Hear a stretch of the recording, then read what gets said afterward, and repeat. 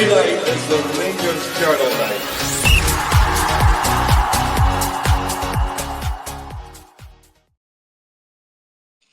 Good morning, everyone. You're watching the Rangers Journal. This is the Lowdown on Queen's Park, our Scottish Cup team that we're playing today.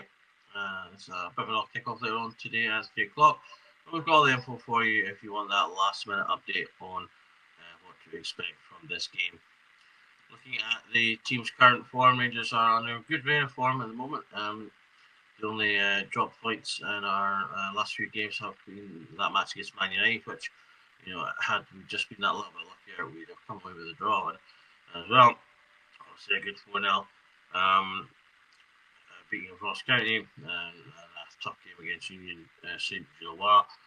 Queen's Park now have had a lot more mixed bag of things. Their last game lost 2-1 to Adronians, although they were very unlucky with the penalties given against them in that match. A game, if ever you wanted to find evidence that poor refereeing is not just a SPFL thing, but something that is affecting teams all across the Scottish league system. They did an excellent 6-2 win against East Kilbride, although 2-1 loss to Great Morton the game before that. A 3-2 against Montrose and a 0-0 draw with Falkirk. So a bit of a mixed bag for them coming into the match. Rangers obviously currently sitting second in the Premiership with 53 points from 25 games. Queen's Park are currently fifth in the Championship, 23 matches played and 29 points, and goal difference of -1. So they're not usually a few scored team. They struggled a little bit to where they would probably like to be. They'd like to be a little bit higher than that. And if you're looking at our head-to-head, we've got a healthy victory in that department as well. We played them in the League Cup in August 2014, where we won 2-1. And then there's a few games there from our stint in League 2 in 2013, where we've won 4-1, 4-0, 1-0, and 2-0. So everything there kind of pointing to the fact that we should go into this game comfortable and looking to come out as victors. In terms of what we can expect from Queen's Park, they do play a sort of a 4-2-3-1 system. That can drop into a 4-4-2 or 4-5-1 when they're without the ball. We're trying to stay compact, limit the space, and generally play in the way that we would expect many clubs to come and play against Rangers when they're looking to prevent us from moving the ball around and prevent us from finding spaces to get chances that we need to obviously make the goals to win the game. They are a bit of an inexperienced team, the mixture of ages in the side, but even some of the older players don't have huge amounts of experience within the game, so that might be something we could be able to play on. They will play direct and to the channels. They get width from their fullbacks. Celtic player on loan, their left fullback. They also would have had potentially Divine on the right, which he's also been the subject of an unfair refereeing decision. Got red carded. Not 100% sure whether they had a clause for him to not play against Rangers. They may not have, given that he was down a league. Maybe he's not going to be in this game. So they would have had sort of young old firm fullbacks who are obviously looking to make their names for themselves to come back to their parent clubs, but only on the one side. But they will push forward and give them some width when they're able to. They're not great at the ball, so they're vulnerable to being pressed high. So if we engage our high press, then we should be able to rattle them and sort of get them to lose the ball. If we pepper the goalkeeper with shots, he has prone to spills. Obviously against Hadji, in the previous game got a goal from a nice ball in that the keeper spills, and that could be something we could aim to do again. Centre backs can be a bit heavy on the ball and lack dynamism, so there's someone that we could put pressure on, perhaps to increase the fact that we've gotten a goal or two from a corner lately. Perhaps we could do that again in this match. They've been losing a few sort of quick fire goals lately. It's something that we not know all too well as Rangers as well. So that is something that if we do get a goal, we should continue to push quickly against them, as we may find ourselves able to get a quick fire double in there, as that's something that's cost them in some of their more high scoring games of late. In In terms of the danger men, I've picked out a former Rangers man, Zach Rudden.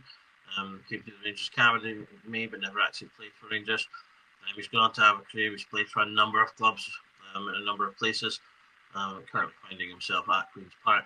He does have 6 goals and 3 assists for 50 games so far, and sort of their main man up front. He's 58% duels won, only 3 there's a chances created, so he's not creating chances. He's really just that focal point that they try and get the ball to. Slightly further back in the attacking midfield, they've got Jack Turner. Jack Turner has got 5 goals and 1 assist so far, in that kind of supporting role behind Zach Rudden.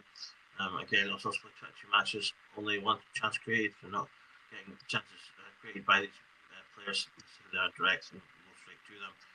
He has 1 for 20 fouls, though, can be quite combative, and may look to win fouls for them to get some chances from set pieces, with their centre backs forward and their sort of the big men pushing up to try and get something out of the game that way. In terms of the Rangers lineup for this game, I do expect there to be changes. Gets the opportunity to potentially rest some players, play some others. The lineup I'm going for here is continuing to play Jack Butland to let him hopefully try and build himself back into form. Although I do think that's one where he may play Kelly instead. Suter again back from injury, so we could play him in a game that he should be quite comfortable in and allow him to build up his minutes and continue NCL's development by playing him beside. Jeffy and Tavernier can continue in the fullback roles. I'm bringing Rice in for this game. Will he coming from the start? I'm not sure. Yes, he did come in partly through games, but I think this could be a good game that you could put him in from the start, playing beside Diomande to get that more attacking player, or if you want to put a bit more push on Rice and get him to maybe put a little bit more of his flair, we could play Barron in there, but I've gone for Diomande for the more attacking sort of setup. Bringing in Tom Lawrence, if he's back from injury, I think we should try and get some minutes into his legs. He's been kept in the European squad, so we're going to keep him in the European squad and therefore have him as a potential option. We should use games like this to get minutes into his legs so that he's not coming in dry, as I think that's just going to risk gaining him more injuries. Hadji and Cherny on the wings, if both fit and able. Let's see them play, and then Igman to continue his run. It's a perfect game that he could get a couple of goals. He's not played up front in a couple of games, so we've played Dessers and him on the wing. So let's get him back up front, back in the scoring, and get the confidence up there. In terms of a game changer for this match, I've decided rather than picking out an individual game changer, I'd like to see the team as a whole trying some new things, maybe working on some new plays, and using this game, not to disrespect our opponents, but as an opponent that I think we should be looking to comfortably beat, use this game to maybe try and start off some new things.